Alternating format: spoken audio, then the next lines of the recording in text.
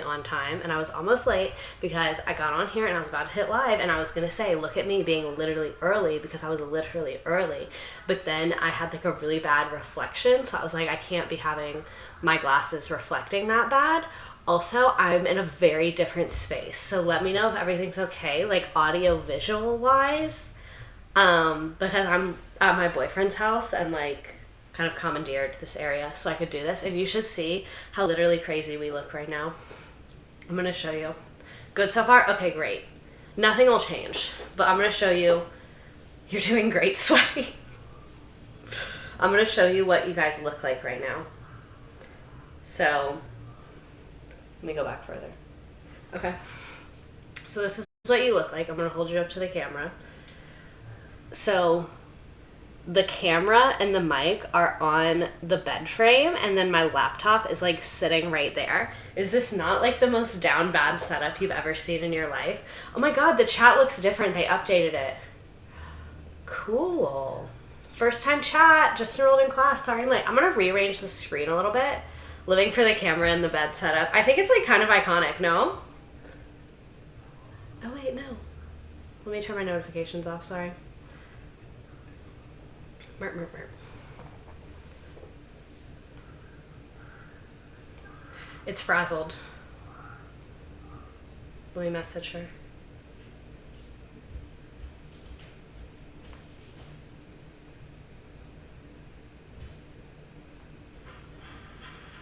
Okay, I texted her. Now, why did I just get an ad? I don't know. I'm sorry. I hate the ads. I'm really sorry. Also, this is like kind of a sleigh. This setup. My computer's gonna get hot. I can already feel it. What was I doing? Oh, I was changing the setup here. Yeah, this chat is just like a little too big, and then I'm gonna scoot me over some. It was just kind of bothering me that was overlapping, and I was like fucking with my vibes a little bit. How is hurricane time? So I was like debating streaming tonight. But it's not bad outside right now, so I figured go for it. Why not? My computer is so hot. Oh no. All my Florida friends are sending me a map screenshots with the path of Ian being within a mile of their houses. Oh, that's not good. I'm not going to lie to you and tell you that that's good. I'm safe here. We're not under like anything crazy. I'm not in an evacuation zone or anywhere close to it. So it's like fine, but it's like it sucks, you know? Like the power might go out, but it's nothing's really happening right now. It's been like very on and off. Like it's like totally fine, looks terrible. Totally fine, looks terrible. Very, very interesting. For those of you that are just now joining us, we are at my boyfriend's house, so that's why we're kind of in a different vibe, because when the hurricane happened, he very much so was like, you need to be right here, so we're here, because obviously I'm not going to be out driving. So I just brought my streaming stuff here, and now we're here. Look at me with my little laptop. Merp. Ryan the Butt, thanks for resubscribing. Thank you so much. Cut to the power going out soon. Don't say that. Do not say that. I'm fine. Like, we've had power. We've been chilling. I worked from home today, but most people weren't doing any work, so it was pretty chill. I had like 2 meetings. It was fine. Welcome. Hi. First time chat. Slay Queen. Hi, Mikey Probs. How are you? Thanks for being here. Your first time chatting us. Okay. Hi, Mr. Director. I wanted to stay for long, but I wanted to let you know you got into grad school. Lemur Banana, you got into grad school. Grad school? Not just regular school, but the graduate school? Like you graduated and you're gonna go to school again? Quarter life crisis, hi, how's school? Last time I had a massive storm, I said I hope the Wi-Fi won't go out, and literally it went out in the next minute. I was in my psychic era. Oh my god, that's literally terrifying. Evening, everyone. Spacey Goldfish 69. Okay, so let's get into what we're here to talk about today. We're here to talk about corn. This is the corn kid. His name is Tariq, and I hope that he's getting paid. I hope that he's making a lot of money off of this, because fucking Big Agriculture has this little kid in commercials and shit. Like, he's on there singing, like, Big Agriculture, they saw this and they took this and ran. They said, fuck yeah, that's our shit. Well, give me that kid's number. Who's his manager? He's got a manager yet? This kid deserves big bucks. I'm telling you, he needs to be making that money. I hope that he is getting paid and being represented by management that is good to him and ethical and all of the things. I tried to look into it, but I couldn't really find anything, and also I don't think I really tried that hard. He is getting paid. Okay, good. Tariq needs money and a free housing and college education if he wants to stay. Like, he's a child actor. No? Like, he should get paid like the way the fucking child actors on, like, Full House and Nickelodeon and with fucking, like, JoJo Siwa when she was a child actor. Like, they need to be getting paid. You know what I mean? Like, he's no different. Corn Kid. If anything, he should be getting paid more because he's more creative. It takes a lot more skill to think of a song.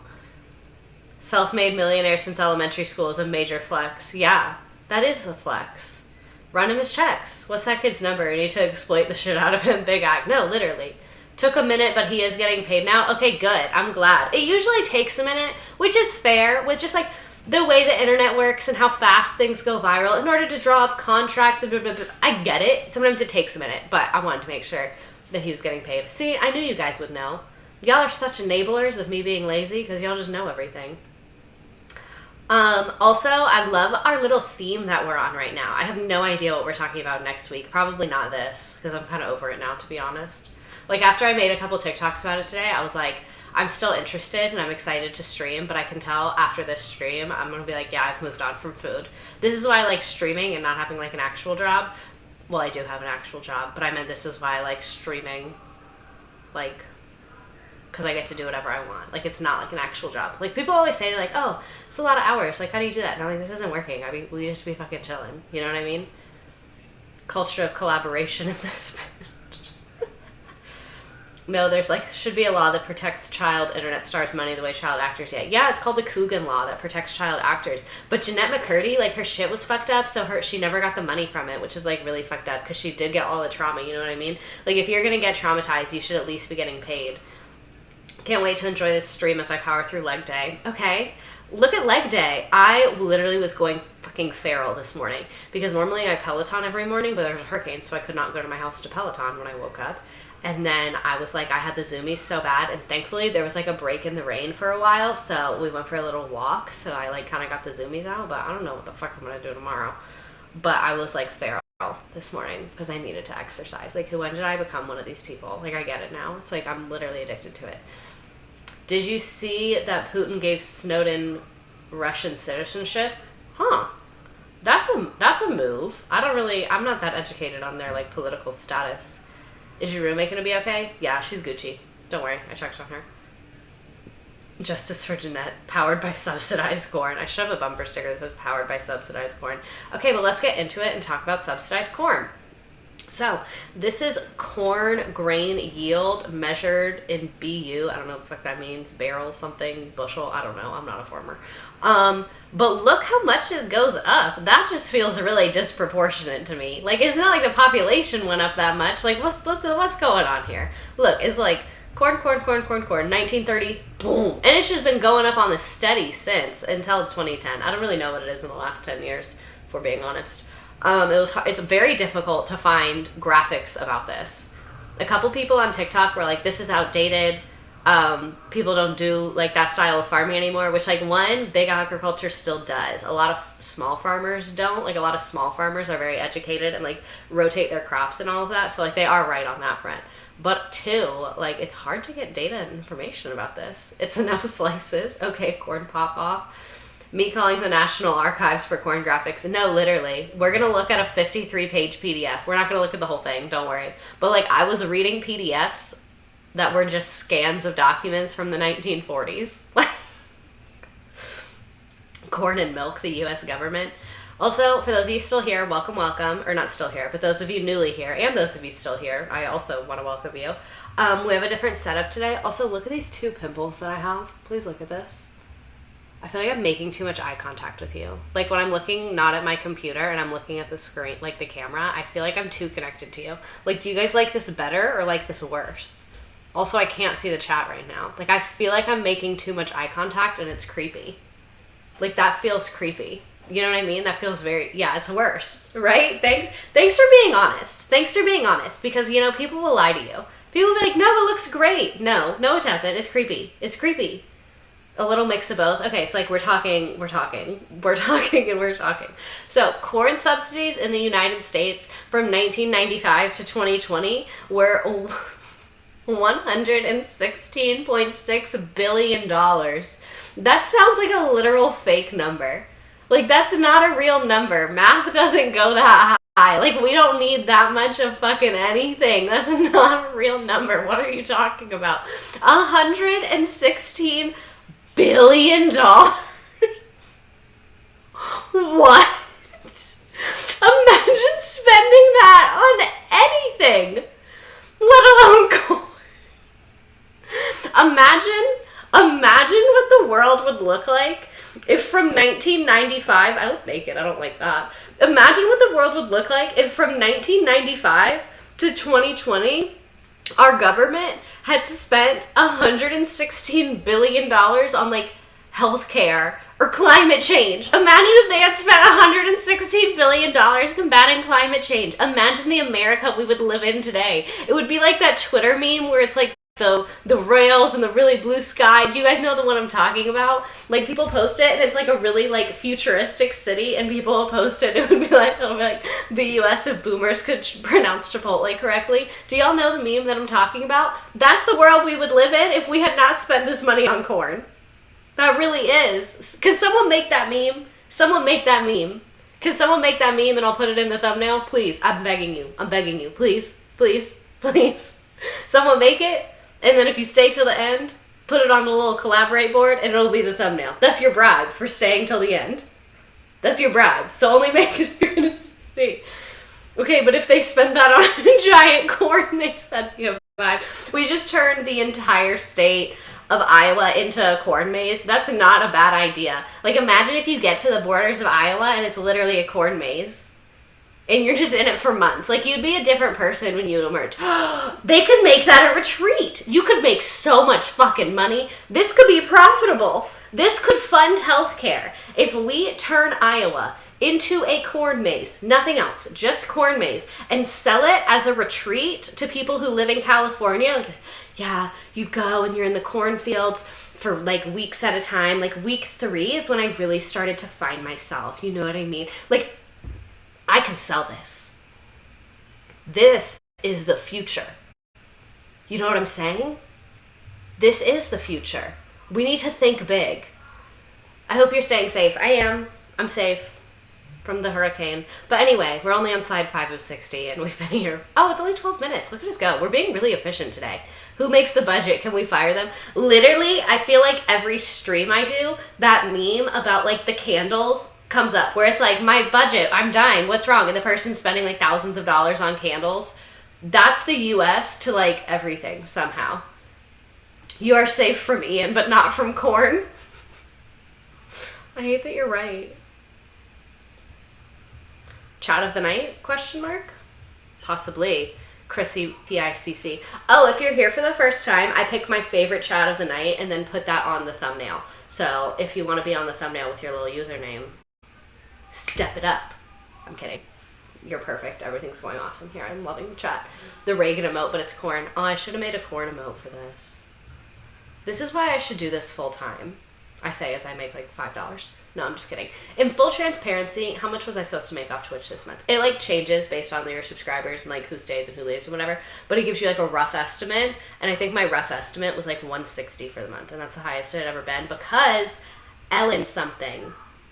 Someone named Ellen, I think it was someone named Ellen, gifted a ton of subscribers, which was so nice. I got a Twitch just to be here. Donald Duck SPR, thank you. I love, my #1 compliment is when someone says they got a Twitch account just to join my streams, because you would have to fucking kill me to sign up for another app. Like, you would have to literally threaten to murder me dead. Like, dead. You'd have to threaten to murder me dead to get me to put my email address into anything right now. So the fact that you did that for me is like, that's crossing mountains, that's crossing rivers, that's doing something that no one's ever done before for me. You get what I'm saying? Is Twitch Prime still a thing? Yeah, as far as I know, Twitch Prime is still a thing. Also, I'm gonna sit on this pillow because I don't like how low I am, but also I kind of think if I try and fix the camera, I'm gonna break everything, and that's just like also not a good choice. Look at my boyfriend's golf clubs. Look at this, like, this is such a man, like, this is such a man apartment. Look at the plants. He grew them from seeds. They're back there. You can't really see. There's another one. There's one that's taller. Okay. This is good. Okay, that's a lot better. Do we agree this is a lot better? I think this is significantly better. The lack of art on the wall. I can't discuss it. We can't talk about this. He should grow a stalk of corn. Babe. Is it mandatory to golf if you're a man and live in Florida? No, but it is mandatory to golf if you're a man and you work in finance. So, hence. Bonsai corn, yes, slay. My DoorDash order just got here and they forgot my drink. That's the only reason I ordered. That is the worst fucking feeling ever. Let me just tell you. That shit will ruin your day. That's the equivalent of like, you know when you drop your keys when you're opening your door after a terrible day, where you're just like, you know what, fucking kill me. Kill me. Can I not have anything? My diet Dr. Kelp. My drink? Listen to my computer breathing. Trying her best. Slaying. Oh, I can like... Okay, this is fine. No, this is literally good. We're good. We are good. You see me? I see you. We see each other. My laptop is in my lap, so this view is very different. This is I feel like this is a more like I feel like you're in my like home, you know? Like before it's like, oh, this like, it kind of looks like a studio spot. Like even when I was in my bedroom with the pink, like you can't really tell where I am, but this is very personal. I've been feeling very connected to you. I'm not disliking it, if we're being honest. I kind of like it. It's like a teacher doing Zoom class. This does have pandemic energy. It really does, because I'm also in a hurricane, so it's like there's a lot going on, but I'm trying. Little Miss Make It Happen, subscribe. That's a very accurate username, because I said I don't give a fuck if there's a hurricane. I'm going to make this happen. We are streaming. Quit looking at me, please. Why? Do you not want to be perceived? Do you not want to be perceived? Is that what you don't want? Is to be... That's kind of like a party trick. I wish I could see it, though. I'm going to have to look back at it. You know, I thought I just unplugged everything. I need to be more careful. Okay. That's... There we go. Now my computer can breathe. The scared emoji. I'm feeling very perceived in my mood. They brought your drink back? Let's fucking go. They brought the fucking drink back.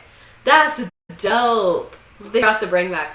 So what does corn have to do with Reagan? We're not really going to talk about Reagan today. Isn't that crazy? We're going to talk about him, I think, briefly. But anyway, let's get into it. She really is feral tonight. I'm not... It's because I've been inside all day. Like, normally, this is just further proof that, like, I need to work from home. Because, like, I'm on 100 because I worked from home today. Normally, y'all get me when I've been, like, working all day and I'm like... But now, I've been chilling all day. This is the only thing I did today. Actually, I had 3 meetings today. I had 3 meetings today, but they were short and, like, easy ones. We were just chilling. When you're looking directly at the camera, it feels like you're looking past me. That's kind of a mood. Corn gate. Okay, so let's get into corn. No one I actually know really eats corn. So what are we using corn in? Because we talk about like all this fucking money. What are we using corn? It's in fucking everything. Look at this. It like think about what's it called? High fructose corn syrup is in a bunch of shit. Chemicals from corn is in a bunch of shit. Ethanol comes from corn. Fucking corn goes into like our beef. Corn goes to our plants. It's in a bunch of beauty products. It's in medicine. Yes, fish food. Yep. Exactly. Corn is in motherfucking everything. So when I'm talking about corn and the dangers of corn, everyone say it with me. Am I talking about corn that you eat in its original form? Is there any problem with eating corn in its original format? No. Corn in a can. Corn from a restaurant. Corn you grew yourself. Corn you grill. Corn, how do you make corn? Boil it? I don't fucking know. You can eat corn in its original form. It's a grain. A lot of people say it's a vegetable, but it's literally a grain. Like, whatever. What was I about to say? You can eat corn. It's fine for you. But corn is in all this other shit. So Children of the Corn was the documentary. Hydrate. Ugh. I have this one. It's on top of a dresser. Have to keep that in mind because I'm feeling a little attacked. Corn is top tier. We're not going to talk a ton about health stuff as well. Again, like opposite of trigger warning, like I don't really care about diet or health. Like I eat whatever I want at all times. But let's get into this. How did it start? For most of the 19th century, farmers were able to start producing more and more food. By the late 1800s, yields had stagnated though. So that basically means like for decades, the food supply had been going up, up, up, and then by the late 1800s, they were kind of like plateauing and not really going up or down anymore. I live in the same town as the largest corn processing plant. I hate it. The plant or corn or both? My town is stinky. Oh, that sucks. I'm sorry. Excuse me. Anyway, policymakers got nervous, and the federal government took a series of initiatives to boost U.S. food production, irrigation and dam projects to bring farming to desert areas, and railroads to transport food to cities. So this is when our governments first gets getting involved in like the corn vibes and the agriculture vibes. This is like step one, is they were like, oh, we were going up, up, up. And keep in mind, like, everything the government does kind of is just a dick showing contest. Like, they just want to look more powerful. And in the late 1800s, like, your grain production was like really important for like your status as a country, because it's like, oh, you can feed your people, like that's a big sleigh. So the fact that the US had like paused on going up, like their grain production was just kind of like not going up and it was just stagnant, they were like, that makes us look like little bitch ass babies, so we need more grain, so let's grow this motherfucking corn. Does that make sense? Like, let me know if that doesn't make sense. Unrelated to this, but I've seen more and more milk propaganda ads since your stream last week. Once you start to look for it, you realize it's literally everywhere. My college had the first experimental cornfields, and they're still there since like the 1800s. Creepy. 1800s corn. And for other context, this is also when the second industrial revolution happened. So there also was a lot of gains in farming equipment. So if you think about like, if you're farming and you don't have heavy machinery, that shit's gonna take a long time and be hard as fuck, and you're not gonna make that much. You know, like if you're like digging shit, like you have a horse and a plow, but like that's different than like a fucking grain elevator and railroads and like powered machine. You know what I mean? Like that stuff helps a lot. So the fact that all of this production is happening, this graph is showing you raw steel, so it's showing how much more steel there is, meaning like how much more machinery there is. So that's like a lot more machinery, and a lot of it went to farms. A lot of it went to factories, and a lot of it went to farms. They didn't really start getting into like home products, like toasters and shit like that, until like the 1920s is when people started like buying a lot more shit. But for now, it's like mostly going into farms and into factories. So all of these advances in technologies made it quicker and easier for farmers to produce more product and be able to sell that product. There was a second industrial revolution. So what you guys are probably thinking of as the second, what you're thinking of as the first industrial revolution is probably the second one. So the first one was like, I don't even know, like a fucking long time ago. And it was mainly in England, and it's when they started using machines. So like instead of sewing something by hand, you would use a sewing machine. That was the first industrial revolution. America wasn't really a part of that because we were like kind of a baby country, and like I think it was in like the 1700s. So we were like a baby country, like not really doing anything yet. You know what I mean? Like there were people here, well, there was indigenous people here forever, but there were European people here who the machines were in Europe, but they didn't bring the machines with them. You get what I'm saying? I digress. That's first industrial revolution. Second industrial revolution was the one America was a part of, and that's when we got like factories and mass production and electricity and stuff like that. And then that one's the more important one. First one started in the 1790s. Thank you. Almost every country's government is having a dick contest, and we the people are suffering. No, literally. Like that's the hill I will die on. Serving infancy. We're serving infancy. So that's why we weren't really a part of the first industrial revolution. And then the second one, we were like kind of the leader of that bitch. And then that's when we got mass production and started using like big ass factories, and things started to be automated. Because in the first industrial revolution, you had a machine, but that machine is being controlled by a person, like one person on the machine, like a sewing machine or like a printing stamp thing, something like that. But the second industrial revolution is where you get like the assembly lines and like the big automated machines that are making things by themselves without a human actually powering the machine. Does that make sense as to why it's different? So happy you're streaming today. I have a concert tomorrow and I was worried I would miss it. I am streaming today. And that's when they created the 40-hour work week. Yeah, before that, the work week was like 60, 70 hours. So like if we think we're suffering right now, we definitely are right, and we are suffering, but we could be suffering worse. And we need to look to our forefathers and be like, how did you decrease your suffering? Unions. They decrease their suffering by strikes and unions and showing the people in power who has the real power. Sorry, didn't mean to get so radical on you for a second there. Children getting hair and limbs stuck in machinery, laser eyes activate. No, literally.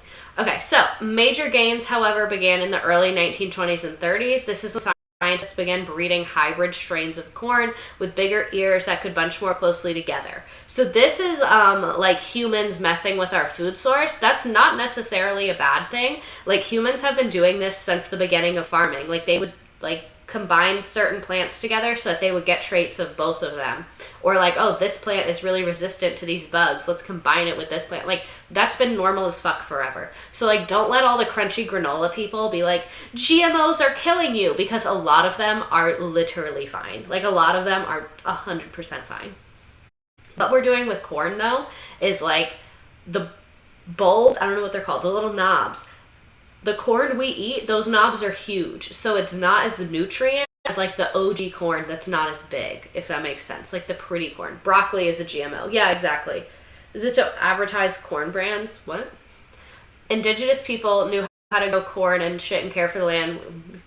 Europeans came in and fucked it up with everything else. Yeah, exactly. Like corn, you know how when you look at some corn, it's like different colors. There's like redder ones and bluer ones. Like, that's corn like coming correct. The like bright yellow and white big ass pieces of corn, those are like really genetically modified, which again, genetic modification is not necessarily a bad thing. However, the corn we have today has like fucking Roundup resistant shit, and it's crazy. We'll talk about it. But anyway, more of a science vibe. The 1920s and 30s is when our government started being like, what's going on with corn? Let's start putting that shit together, pulling it apart, seeing what we can do to it. How does this affect popcorn? I don't know. Forget microplastics, I'm eating GMOs. Making a hinge prompt asking what media radicalized them. Tell me why it comes out whole. I can't. Actually, I think I do know. I think it's because like the skin part of it, your stomach enzymes like aren't strong enough to break it up. Probably because it's fucking genetically modified. But anyway, it do be coming out whole though. Okay, so anyway, what was I saying?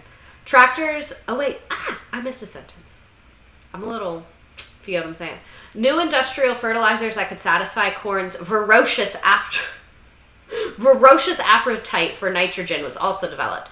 This is the other thing. You have to motherfucking rotate your crops, because like corn loves nitrogen. Maybe another plant loves something else. I don't fucking know. Another plant loves something else. So if you keep planting corn in the same fucking spot year after year, that soil is going to have no nitrogen because the corn ate it all. That's why you have to move shit around, so that is kind of like, you know, when you're getting free samples, you can't go to the same spot again and again. You got to move it around and let them replenish, and then you can go back. Like, you got to leave some time before you go back and take more. That's what a lot of American farmers were not doing. Today, most small farmers do this and know that they have to do this because, like, it's their job and they're educated and do the research and shit. It's their like profession.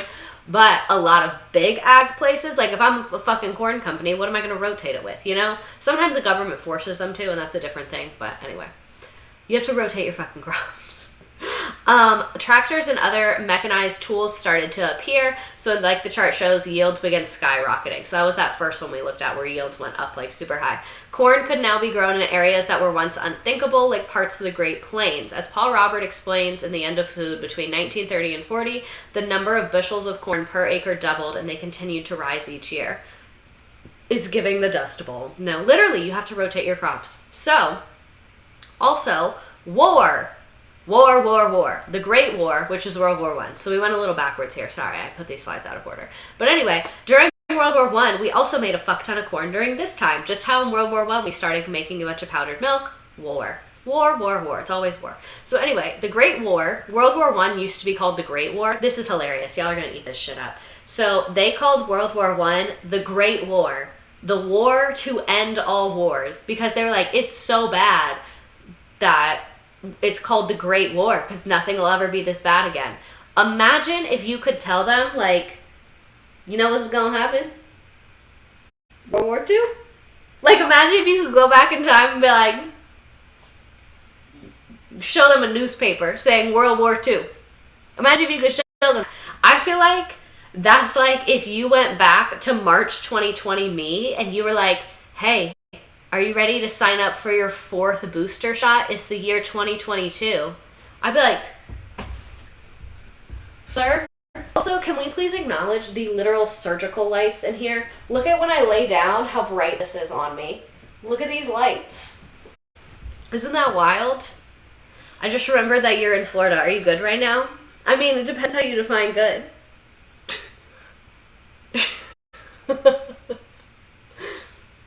Would you turn conservative? No. I think I would just be scared. I'd be like, damn, but I want the booster. World War II? They didn't call it World War I, because why would they call it World War I? They called it the Great War. They'd be like, I'm off to fight in the Great War. I don't know why I did British. Like, America wasn't involved. It'll only be in 20 years. Within your lifetime, you might fight twice. You know? Imagine telling them about the Vietnam War. Imagine telling them about the Cold War. Imagine telling them about 9/11. I would love to take these people out to dinner. I would love to go back to World War I and be like, let me buy you a drink. It's probably a comical price, like 30 cents. Then I'd be like, do you guys take Apple Pay? Like, our ancestors kept the British accents. Sometimes I talk in a British accent at work, and then I forget that I'm at work, and I'm like, oh, shit. Okay, so anyway, back to reading. To encourage the national spirits, yet focus on the needs of soldiers overseas, one of Wilson's efforts to do so was to create the Food Administration. War is when our government like pops off. Our government does everything when it's time for war. Like when it's not war, the government's like, sorry, we can't do shit. Sorry that you want that. Shut the fuck up. We can't do it. But then once a war happens, they're like, Slay Queen, we did it. Yay, Food Administration done. So both American and European soldiers were in need of food. Imagine being at war and being starving. Like, I'd be like, first of all, y'all got my ass thousands of miles away from home. Second of all, you can't even fucking feed me. I'd be like, we should unionize, you guys. This is like really ridiculous. But anyway, I digress. Where was I? So Wilson assigned Herbert Hoover to head the Food Administration, and the intent was to increase agricultural production while reducing civilian consumption. So they said, we're going to be skinny legends. You're full. You're full. This has the same energy as when your mom is like, did you know I weighed 110 pounds on my wedding day? Like, just unprovoked. Our government was like, fucking eat less, thanks. There's people at war, so shut your fucking mouths. You're done. You're full. Like, you don't need any more. You're looking a little, if you ask me. 5 kernels per soldier. They dole them out. Like when I used to give fruit snacks to little kids, I'd be like, derp, derp, derp, derp, derp. Okay, where was I? In order to feed the 4 million soldiers, some tactics used were wheatless Mondays or meatless Tuesdays. Also, why would you not do meatless Mondays and wheatless Tuesdays?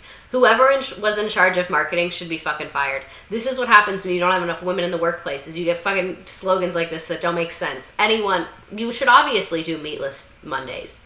The alliteration's right there. God, I get fixated on these things. It's like Lent, but for everyone. Wheatless Wednesdays. Exactly. Like, oh, I'm getting mad by the second.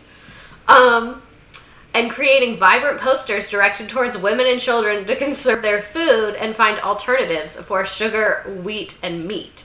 In an effort to reserve wheat and grain for troops overseas, the U.S. government began to encourage people to switch to products made from much more abundant corn crops. So the government was like, hey, bitch, stop with the fucking wheat.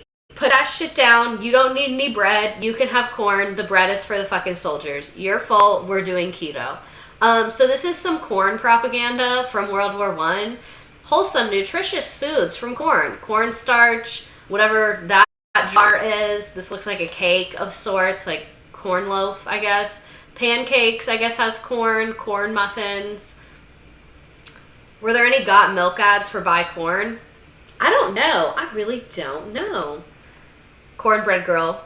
World War I soldiers all about the keto diet. Corn propaganda popped off. No, these are kind of an aesthetic. Like, honestly. So their marketing department, fucking 0 stars. Like, whoever's thinking of their slogans literally should be fired. But their graphic design and art department, slay, honestly. Like, it looks great. Love the font that you chose. Love, like, the design dynamic. Easy to look at, easy to read. It draws your eye in. I love it. I've no notes, honestly. I love the corn propaganda. It's perfect.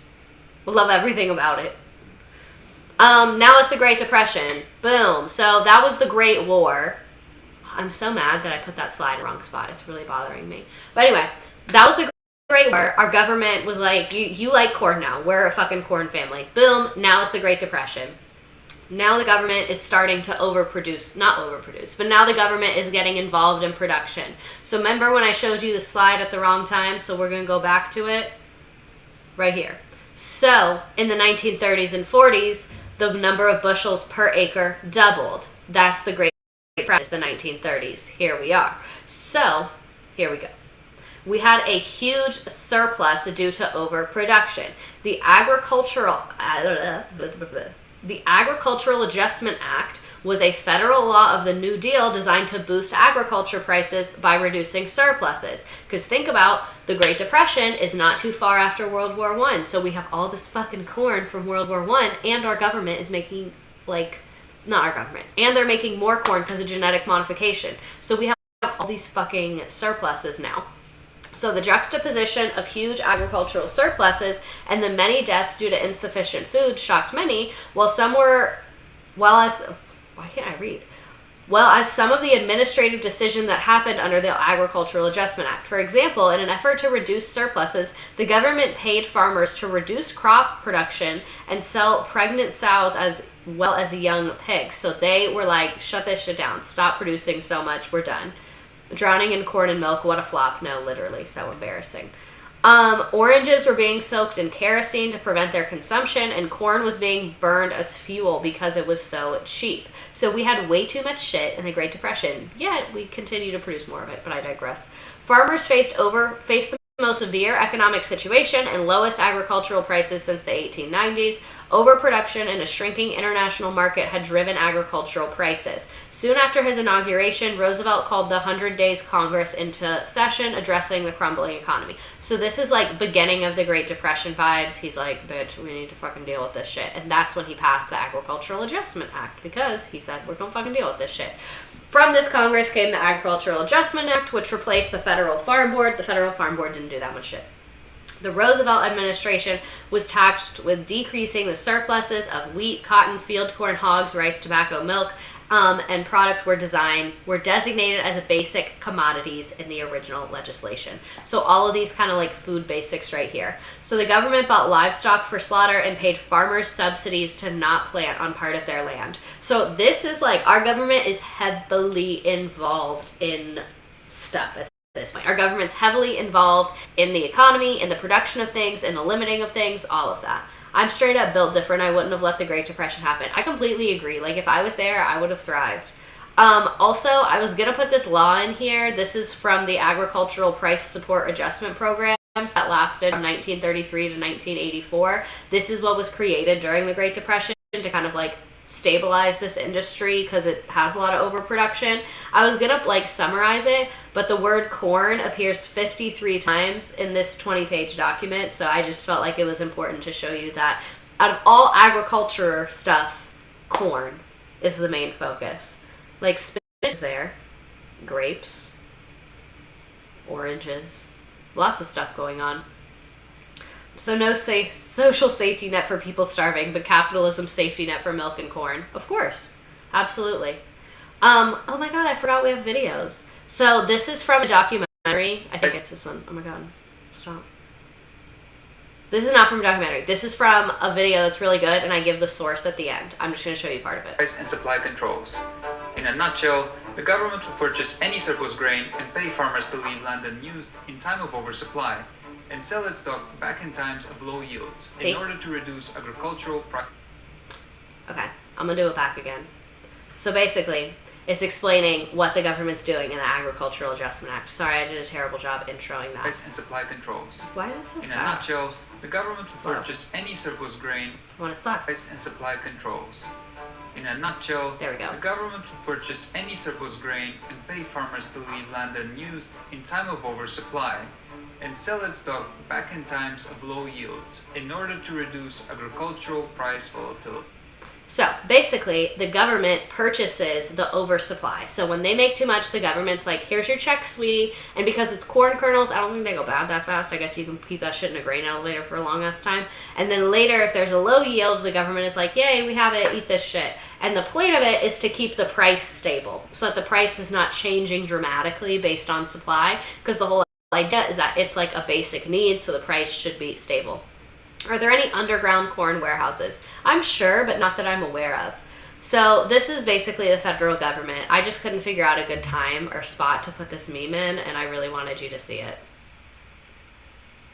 Maybe this will be the class photo meme, or the thumbnail meme. My face is itchy. Do you guys ever just want to scream? Like, you're just sitting there and you're like, I could scream right now. Like, I have free will, I could scream. Just so loud, I could scream. At any moment. The U.S. government and the agriculture industry for the last 100 years. I also find it very interesting that, like, the government, I get that it's food. The government is, like, really into regulating and being so involved with supply and demand of the agriculture industry, but then when you ask them to be involved in, like, healthcare and education, sometimes, not education, we have public schools, but when you ask them to be involved in healthcare, they're like, oh, supply and demand, we have to let the free market do its thing, but, like, y'all don't let the free market do its thing on fucking corn. Like, y'all pump billions of dollars into that shit. Which I just find very interesting. They're very picky and choosy. So that farm subsidy was our vibe until the 1970s under Nixon. So basically the government would buy oversupply from them, and when it was low, the government would sell it back. It was keeping the price really stable, and we had an overproduction, but it wasn't like super, super crazy. So then that was from like 1930s until the 1970s. Now Nixon is president. He puts this guy, what's his name? Butz. That's his last name. I think his first name was Charles. Anyway, in his time heading the USDA, Butz, who was put in charge by Nixon, changed the federal agriculture policy and re-entered many New Deal farm-era support programs. For example, he abolished the program that paid corn farmers not to plant on their land at all. So that law that it was like, hey, if we have too much corn, we will pay you to just not grow it because we don't want to have like a crazy oversupply. Like I said, if there is an oversupply, the government's buying it. Obviously, they don't want to do that. They'd rather just pay the people. So if you have land and they have too much corn, they'll just pay you your money to do nothing and chill there. What's considered classy if you're rich and trashy if you're poor? Capitalism. No, literally.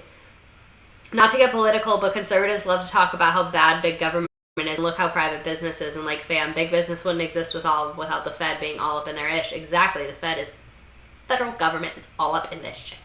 And his mantra, Butz, was get big or get out. And he urged farmers to plant commodity crops such as corn from fence row to fence row. So before this, the government was spending a lot on corn, but the market was stable. Like, the prices didn't go up and down dramatically, and the market was pretty stable. But now, urged on by Butz and by high grain prices, millions of Midwestern farmers spent the 70s taking on debt to buy more land and bigger, more complicated machines, new seeds, more fertilizer, pesticides, and producing as much as they possibly could. So, like, our corn is popping the fuck off in the 1970s, like, absolutely going off. So these policy shifts coincided with the rise of major agribusiness corporations and the declining of the financial stability of the family farm. So at the same time that all these small farmers are like taking out all of this debt and buying all this shit, big ag is like getting bigger and bigger, and it's becoming less and less financially viable to be a small farmer. Butz plunged a pitchfork into New Deal agriculture policies that sought to protect farmers and from big agribusiness companies whose interests he openly pushed, because the New Deal agriculture policies were in there to protect the farmer and protect the farmer's profitability, like making sure that the farmer was actually making money on their farm. I wish I had a table so I could have my water right here. Anyway, these policy shifts, oh, sorry, I already read that. So, where was I? He envisioned a super efficient centralized food system that could operate profitably and cheap and feed the world by manipulating the mountains of Western and corn soy patron saint of fast food nation. So that's what people have to say about this guy, Butz. He is the one who was head of the USDA during this time. small farmers here and get big or get out from the head of the USDA. Like, that's wild. You're literally the USDA and you're openly saying, like, big business is the way. Like, well, if you're not a big business, sorry. Like, you're literally the fucking USDA. Let's tone it down several notches, sir. I don't like that. I don't like that shit. I think that's very gross. I think it's very manipulative, and I think it's very lame, and it's hater behavior. I bet he's never even been on a farm. I bet that motherfucker has not planted a field a day in his life. I'll bet you $5 at least. $5 whole. Some people need to be dunked on at this point. I don't know what y'all are talking about, but it seems funny. Okay. So this is like a nice little graph. I love graphs. So this is the number of farms is what's in blue. The millions of farms in blue. You can see 1850, it peaks around 1935. This is the Great Depression. And then it's consistently fallen. And then in the 70s, it consistently is falling again. So that's the number of farms. The average farm size, remember how I said in the 70s, or like 1970, it went up. You see this, how much bigger the farm is getting? And then land and farms, billions of acres, that doesn't change that much because it's not that they're taking away land or adding land, it's that the same land is being bought and sold between people. So basically what this graph is showing us is that farms are getting a lot bigger and there's a lot less farms. Like since the kind of end of the Great Depression era, there's been less and less farms happening in the US. This has gone down a lot. This graph only goes to 2012. Like I said, kind of hard to find information about this stuff. I apologize for the outdated graphs. This is the Republican vision, honestly. This is the Republican wet dream right here. Is large farms that are more efficient, lower agriculture prices, and then make money to these companies like John Deere and Monsanto. The John Deere aesthetic, honestly, like they kind of snapped with that one though. Like their branding is really good. I'll fucking say that. Honestly, like real recognize real. If you have good branding, I can acknowledge it. Like even if I hate your company, like Monsanto, that branding's ugly. I don't like it. It doesn't draw my eye. It's not distinctive and it's not memorable. It looks like it's for a spa. That looks like it's for a California spa. But honestly, they're evil, so they don't want to be memorable. Damn. Well, they don't exist anymore. Bayer actually bought them. Fun fact. They're still doing evil shit, but just under a different name. You know what I'm saying? I live in North Dakota. I hate it here. POV, you're looking at a meetup of mid to late 1900s Republicans and big business. Like, literally, the Nixon and Reagan administrations had such hard-ons for fucking American corporations. It's disgusting. Little assholes. Oh, lemur banana. Bye-byes. Okay, so side note about... Oh, it's not Charles, it's Earl. Side note about this motherfucker, Earl Butz. I looked him up. He doesn't have a huge Wikipedia page. You can see Secretary of Agriculture under Nixon and Gerald Ford. Favored large-scale corporate and engineered programs, whatever. But I saw that he had scandals and resignations, and it said Pope joke and racist joke. So, like, obviously I'm going to dig deeper there. Like, obviously I'm going to dig deeper there. And the Pope joke is, like... I see why people were mad. Like, you can't say this at, like, you can't say this in a professional environment. But I thought it was a little funny. At the 1974 World Food Conference in Rome, like, you can't say this about the Pope in Rome.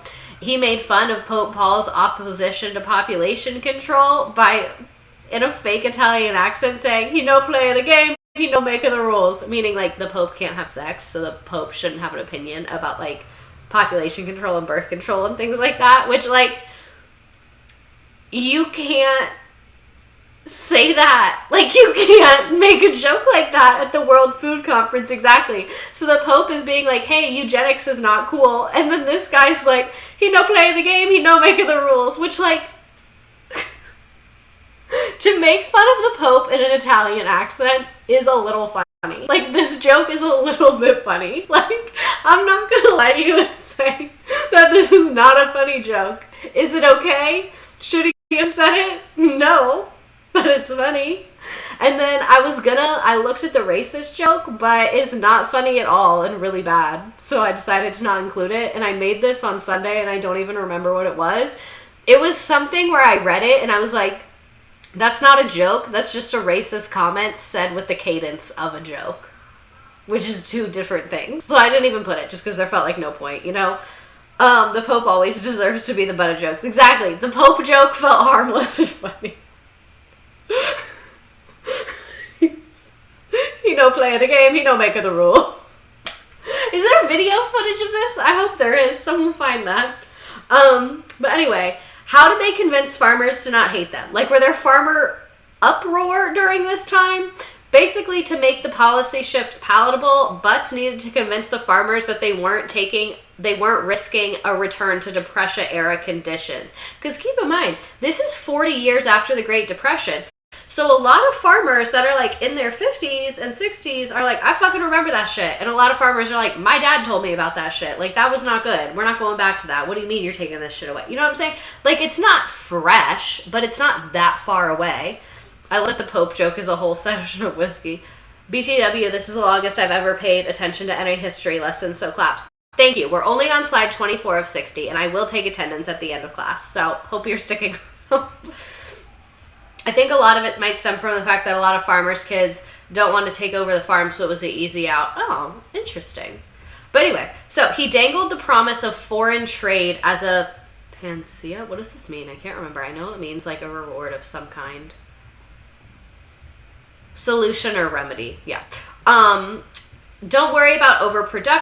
He would always say, produce all you can, we'll sell the surpluses overseas. So basically his plan was like, we'll fucking sell it to other people. So providing a grand example about how his vision might work, he engineered a massive grain sale to the Soviets in 1972, which also, this is the middle of the Cold War, so like, okay.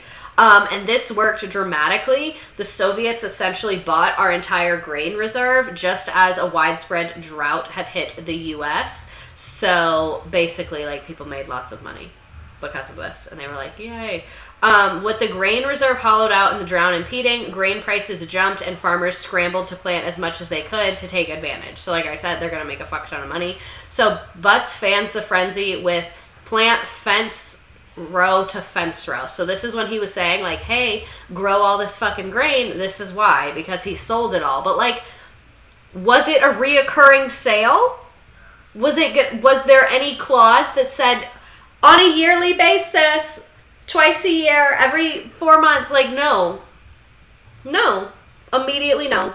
What you are teaching is what I learned in a 400 level class in college. I believe it's called Economics of Agricultural Policy. You guys, we're like literally geniuses right here. We're literally fucking geniuses. Why couldn't I focus like this in college? Because your professor wasn't the it girl. I don't know what to tell you. But anyway, after all this fucking corn is already planted, the bubble burst in the 1980s. By that time, farms were cranking out more than the market could bear, and prices fell dramatically. Meanwhile, interest rates had spiked, making all those loans that the farmers had taken out into the 70s a paralyzing burden. So they have all this debt and all this fucking corn now. So farm income plunged tens of thousands and farms went under. Butz's great policy change had given to the deepest rural crisis since the Depression. So exactly what he said was not going to happen happened. Yay! We love capitalism. Cryptocurrency but corn. Is there a corn-themed crypto? Me finding out Republicans hurt small farmers and lied to them, and then also somehow tied in their hatred of communism. It's always the Soviets. It always goes back to the Soviets somehow. I don't know how, but it always does. Large agro businesses ready to buy all the small farms that went under. So if you think about this, these agro businesses have been growing and getting more powerful. So when these small farms started to go under because of their crippling debt, who do you think was ready to buy that land and pay cash for it?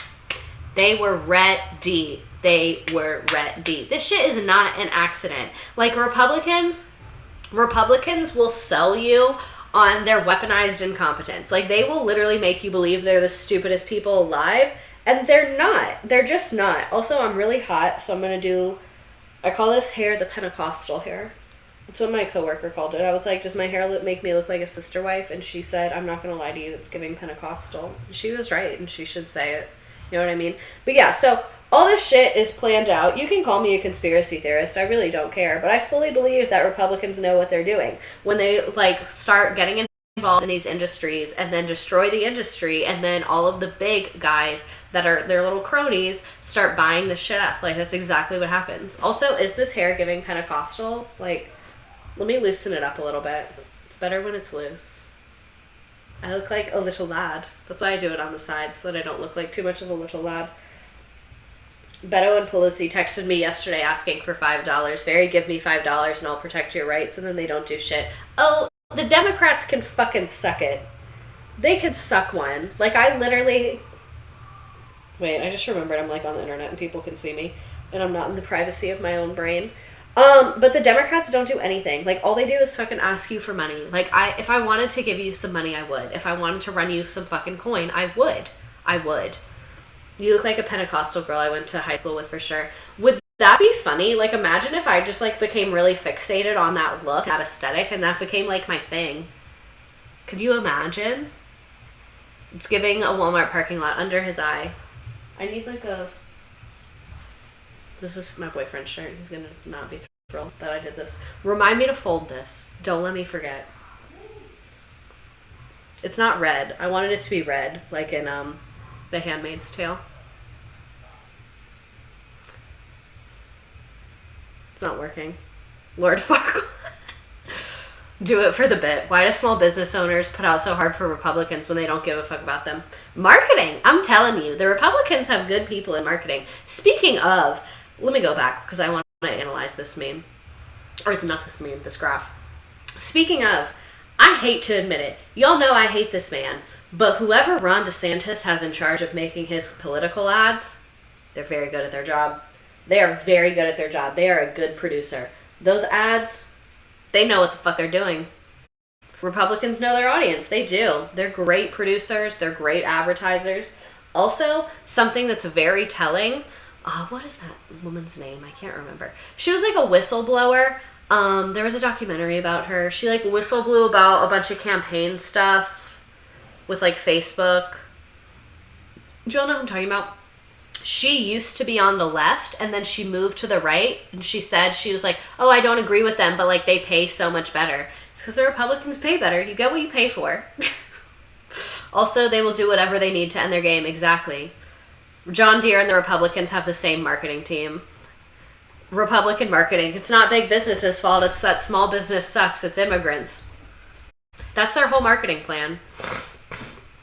Frances Haugen, I think. Nancy used my $5 to get a better marketing team. Exactly. Like, you should be hiring me, not requesting me for money.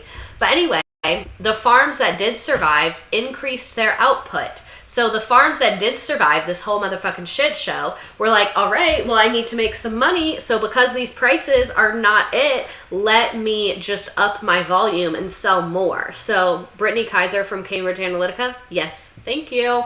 Cambridge Analytica, that's what it was. But anyway, they increased their output. So now this part of the country, you can see like right here, has 176 football fields worth of corn. That's also 81 million acres. Here's the corn. 14.4 billion bushels, bags, I don't fucking know. The map is really what I wanted you to see, all of this corn space. I'm sure it's not all perfectly plotted out like this, but I liked the visual representation here.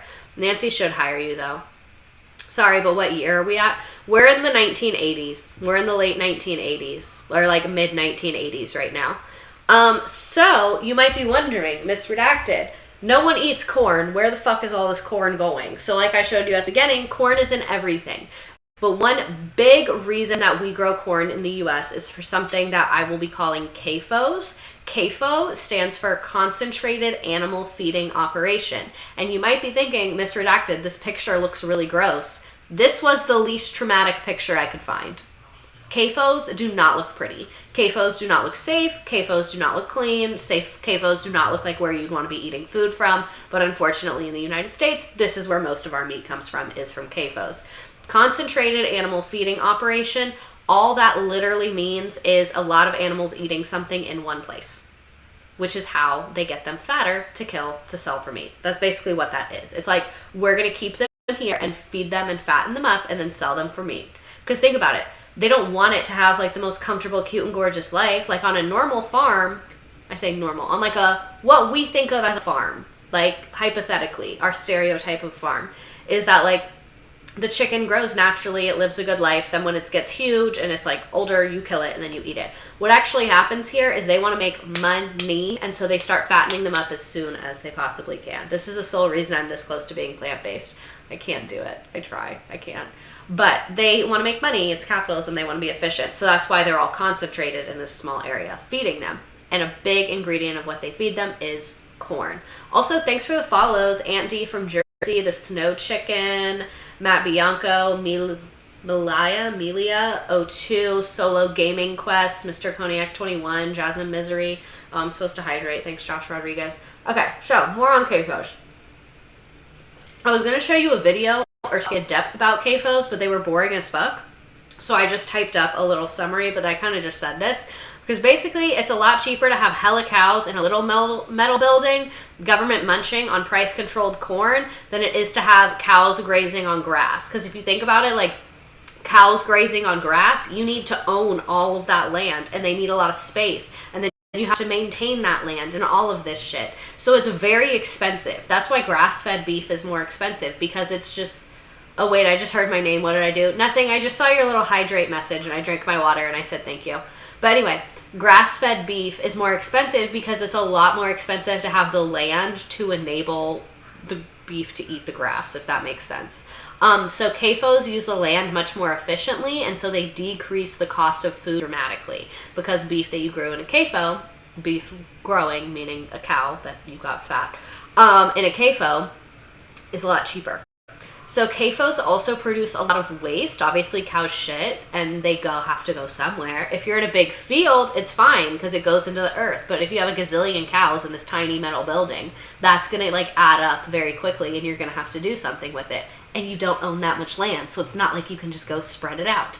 So they go into waste lagoons. Waste lagoons is a nicer way to say a pond of shit. A pond of liquid shit is what a waste lagoon is. It's also really bad for the cows to be eating a corn diet like this. Cows can eat corn and be fine, but they cannot exclusively eat corn. It's kind of like if you exclusively ate shredded cheese, like, you would not be okay. Like, things that are hard on your digestive system, you can eat it, just in not like mass quantities. So it's not that cows like hate the corn. Like I said in my TikTok that it ruffled a couple feathers. It's not like the cows hate the corn. It's just that they cannot be eating just corn like this. They need to eat grass too. We treat these animals so poorly. It's very, very sad. Yeah, it really is. Plant-based, but they still want to make money, and fertilizers and pesticides. No, it's horrifying. So like not drinking 4 glasses of milk. Exactly. The government is doing the same thing to the cows as it is to us, and it's all related. Like, they have all the cows, and they're feeding them too much corn so that they can make money off of us drinking too much milk. Like, the whole thing just feels really torturous, if we're being honest. It's stressing me out. Number 1 ingredient in common lower price cat food is corn. Guess what cats have trouble digesting? Corn. Exactly. They use it as like a filler. They use corn like it's water. Like, you know how if you have a sauce and you need more of it, you can just add a little water and thin it out? They're doing that with everything, except the thinner is corn. They're like, oh, we need more of it. Just fucking add corn to it. Whatever. Humans eat that shit up. They add corn to all of our stuff. I'm tired of it. So CAFOs produce a lot of waste, and the waste lagoons are a risk of the environment because it's shit. It has diseases in there. You can't just have that laying around. And yeah, the cows are super expensive to do grass-fed. That's why they do CAFOs. But cows eating corn die from sickness eventually, but they slaughter them before that happens. So to them, they're like, I don't give a fuck that this cow is miserable and sick. I'm going to kill it for meat. But we're the ones eating that meat. So, like, I'm not a scientist. I'm not a dietitian. But it doesn't sound that good for us to be eating meat from animals that are extremely unhealthy because of their diet. That our government is like, keep that shit up. You know what I'm saying? Our government caused this little storm to happen. America force feeding cattle to eat corn, even though they hate it, it slowly kills them. Kofu, and a bunch of articles came up. It's not healthy for us. How is a waste lagoon more reasonable than using it for manure or something? Well, that's the problem, is like, they could use it for manure, but they have too much of it. Like, they don't need that much manure. And it's like not economically feasible. Like, in a perfect world, they would use this and make it into fertilizer and, like, have it be self-sustaining that way. But, like, taking it and transporting it and, like, all of that's really expensive. So the cheapest thing to do is just to put it in a pond on your land, which is, like, really not good for the environment in any way, shape, or form. So, yeah. A never-ending cycle of misery for everyone and every animal involved, Kevin. Yeah, so basically they just do lagoons because it's cheap. And you could turn it into fertilizer, but that's expensive. Health inspectors to U.S. cows who are riddled with disease from their corn diet. I watched King Corn. It's, like, kind of gross. Like, a lot of the scenes with cattle, I, like, have to look away because they're so gross and I, like, can't handle it. But these cows are deeply unwell. I'm not going to get into more detail than that because I just don't feel like it. But these cows are deeply, deeply unwell. They're really not okay.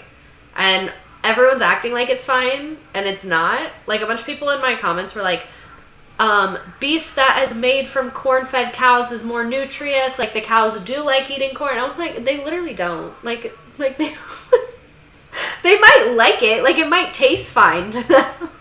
But they don't like it from, like, a biological standpoint. Think about it. How would a cow be eating corn? Never. This is the thing.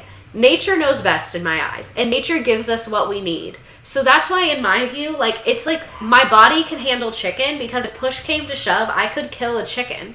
Did the cows tell you that? Yeah, they did. I could kill a chicken. You know what I mean? Like, if I needed to, I could kill a chicken. So that's why it's like, I could eat that. That makes sense, like, in nature vibes.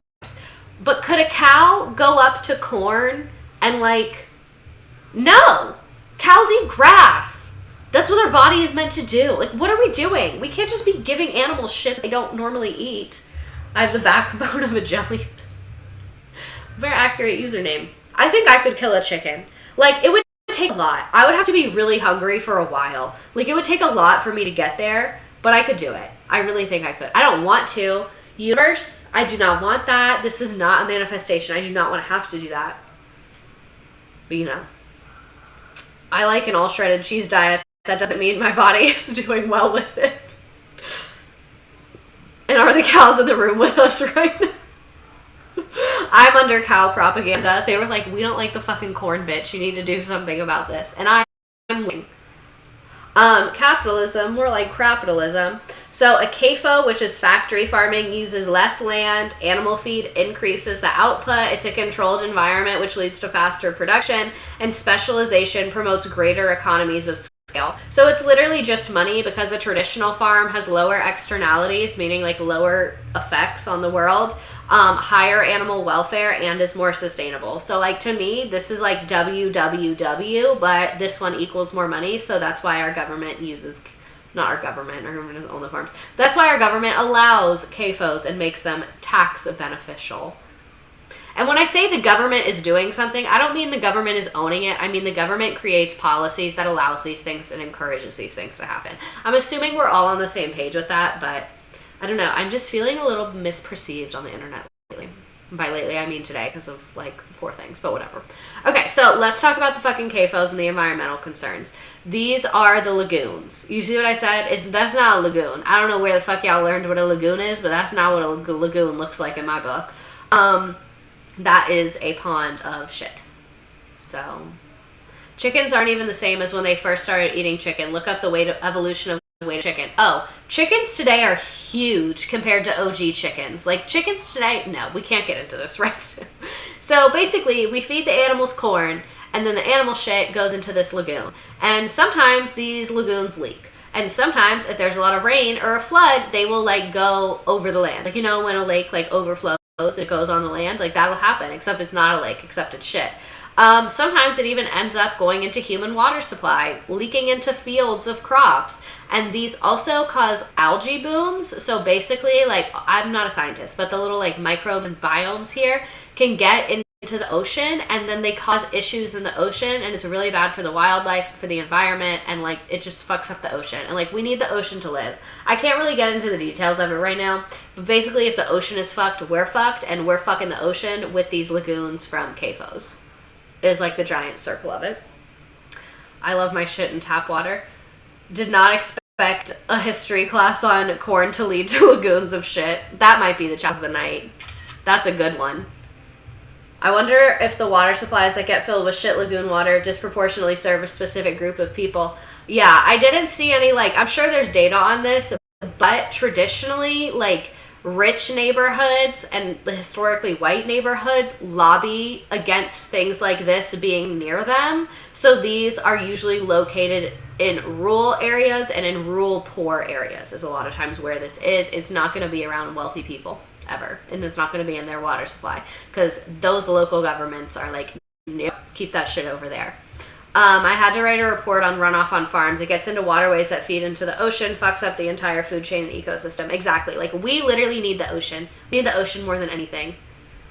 You're covering a week of my apes class in a single stream. Let's go. Let's fucking go.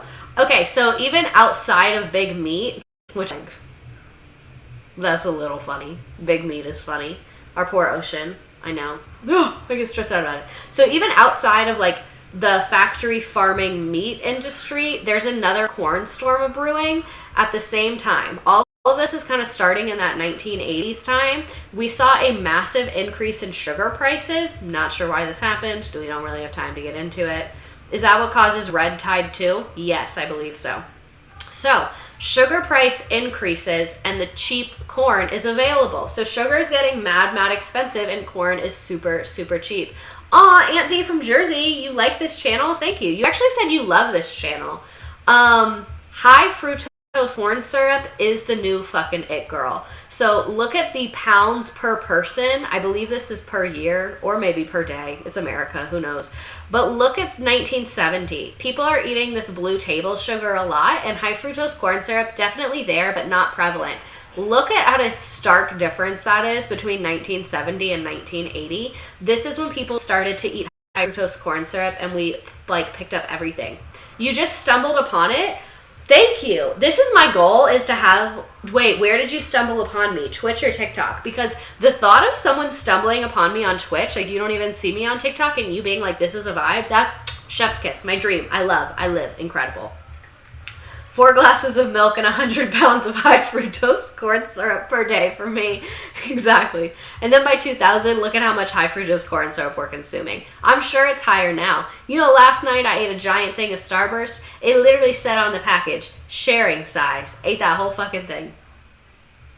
Shit happens. You know what I'm saying? Recommended channel on Twitch. Thank you. High fructose corn syrup really came on the scene to be that girl. Like, high fructose corn syrup was not messing around.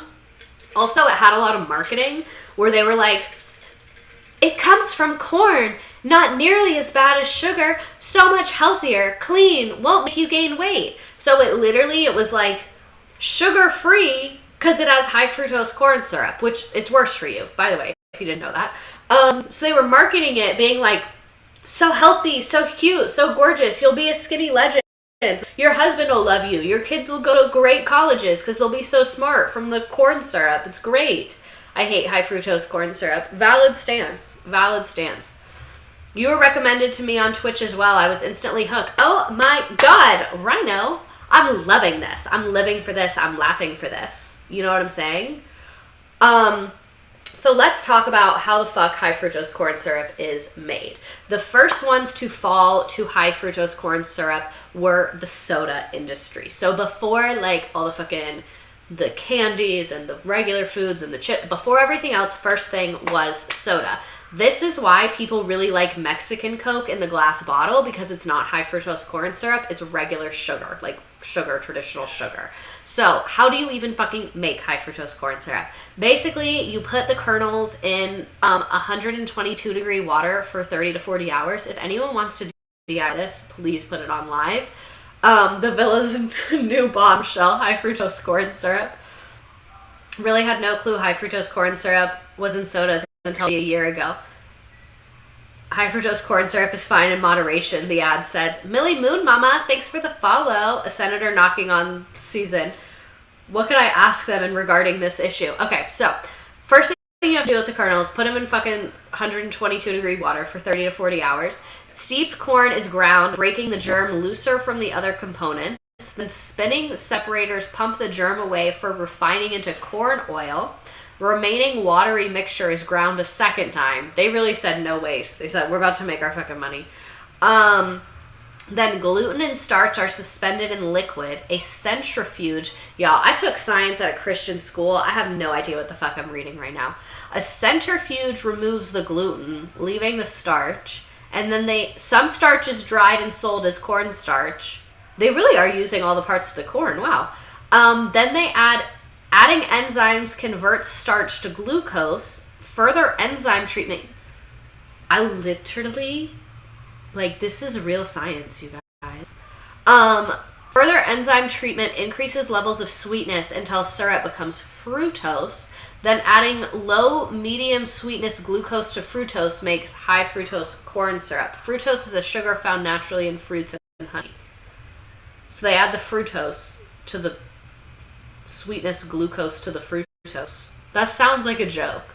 That sounds like you had to make a rap for your class. Like, you know when they're like, let's be relatable, make a rap about it. Add the sweetness glucose to the fructose. Like, that's a joke. Y'all are joking. Like, when you came up with that in the lab and made this graphic, that was a joke, right? That could not have been serious. You could not have been serious about that. Absolutely not.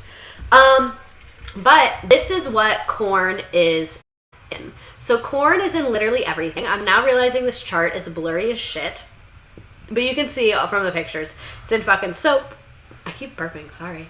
Miss Redacted, more like Miss Science. No, literally. Like, who is she? Literally Bill Nye. The female Bill Nye. If I was held at gunpoint and had to explain this, I would be shot on sight. This chart is absolutely absurd. Soap isn't everything. I've been saying this. Why can't I see this? Whole corn products, dry ground ethanol, fractional products, dry milled corn, sweeteners, fermentation, starch. It's in medicines. It has industrial uses, fucking pharmaceuticals, industrial feed. Literally everything. This reminds me of the chart of what Disney owns. Milk, hello. I'm going to be reading ingredients list from top to bottom. It's corn. A big lump with knobs. So corn is in like pretty much everything at this point in time. And then this is also an important chart to look at. A lot of those foods are all owned by the same companies. So a lot of those like pharmaceutical companies are all owned by the same company. And a lot of these chips, these corn chips, and all these other processed food that have corn in them. A capitalist lump with knobs. Who else wants to eat a taco now? A big lump with knobs isn't so appealing anymore. Oh, how she is versatile. Corn is versatile. She is a versatile girl, if we're being honest.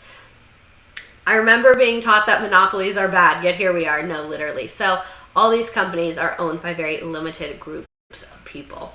The corn industry and the government and the processed food manufacturers. Like, they're literally all just in their moment. They're all in their moment. They're all having their legend. Like,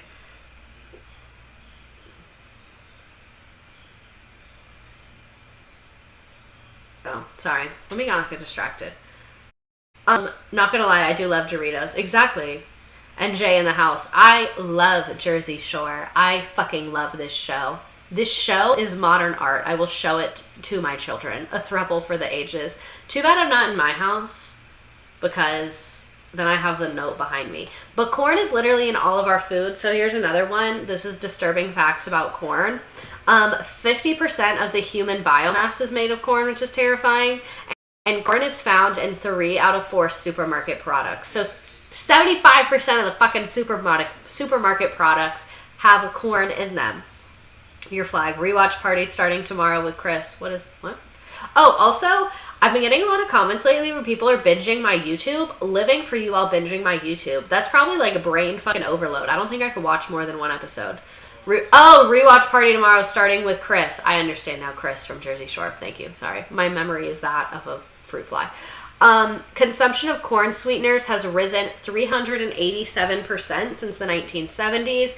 The average American spends $267 a year on corn products. I feel like that's not true. I feel like it's probably more than that. There are more than 3,500 uses for corn products, and up to 85% of corn grown today is genetically modified. Again, GMOs, most of them are perfectly safe. Some of them are not great for us. And it takes 91 gallons of water to produce 1 pound of corn. So when we're thinking about the environmental impact of this, like, that's a lot of fucking water. That's a lot of water. Pollen and corn really ruin the world. Corn's in her world domination era. No, literally, she is. And in 2005, the U.S. also became the largest producer of ethanol in the world. I almost just spilled water everywhere. Ethanol is a fuel that comes from corn. So let's talk a little bit about why we started producing so much ethanol.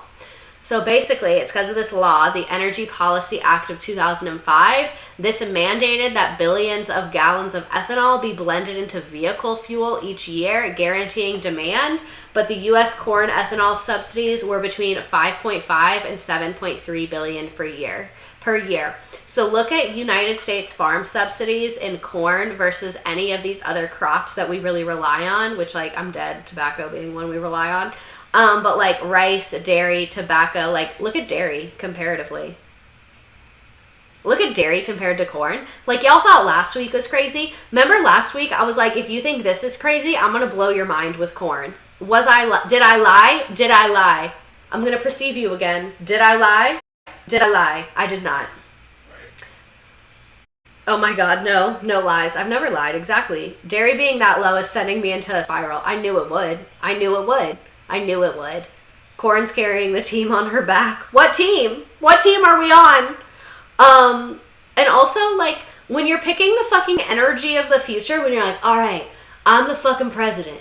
In 100 years, what do I want cars to be running on? Not electricity from the fucking sun. You went with corn? You went with goddamn corn? Not a team I want to be on. I didn't want to hate big corn, yet here we are. Without tobacco, the U.S. would collapse, apparently. That's relatable. Gonna have to. Gots to see it through, my boy. You gots to see it through. So yes, we have a really excess amount of corn. Can y'all hear my boyfriend laughing? He told me to tell him if the background, like the TV was being too loud or anything. America has a toxic dependent relationship with corn. We need to let her go. Corn is a hooker and we fell in love. I mean that as a joke. The proper term is sex worker. I'm sorry. But sex worker just doesn't have the same ring to it for the cadence of a joke. You know what I'm saying? Do other countries use corn to this extent? I don't think so.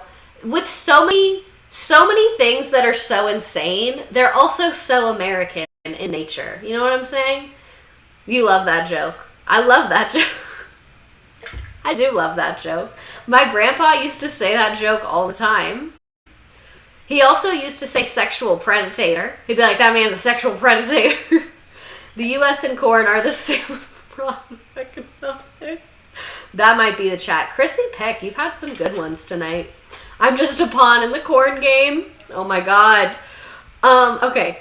So, is ethanol fuel better for the environment?